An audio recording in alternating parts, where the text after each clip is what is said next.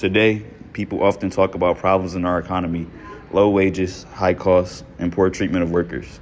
Some think these issues are recent, but as we learned in the 1619 project, the roots of these problems go deep. Specifically in the essay Capitalism by Matthew Desmond, we see how American capitalism, the system that controls our money and businesses today, began under slavery. It's a tough reality to face, but understanding that slavery played a central role in shaping our economy helps us understand why many things in our society remain unequal and unfair. Desmond makes an important point in his essay. The American South, which was once seen as the backbone of slavery, was actually a capital of business innovation. Slave owners ran their plantations like modern corporations. They kept detailed records on everything: how much cotton the slave picked, how much they were paid, and even how much punishment was handed out. The early use of data and numbers to manage businesses operations paved the way for the practices we see in today's companies.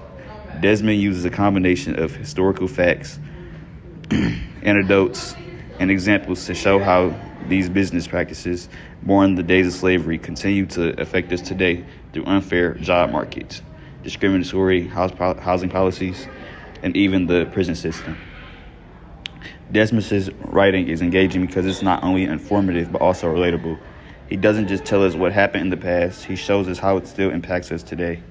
His comparisons between the historical and modern day practices are eye-opening, especially in how businesses treats workers. For instance, many companies today, like Amazon, have been criticized for monitoring their workers in extreme ways, dictating bathroom breaks, pushing for high output, and offering low wages. These practices, as Desmond argues, are reminiscent of how slaves were treated, constantly pushed to do more with little regard for their humanity, and it's especially people of color, particularly black workers, who continue to bear the brunt of these exploitative systems. Reading Desmond's essay has had a big impact on our group. It made us think more critically about how the economy actually functions. We used to believe that if you worked hard enough, you could make it, but now we understand that it's far more complicated. The system isn't always fair, and much of it traces back to the injustices of the past.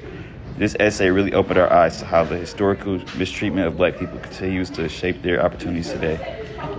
It even sparked an interest in the topics like reparations, equal pay, and workers' rights among some of us.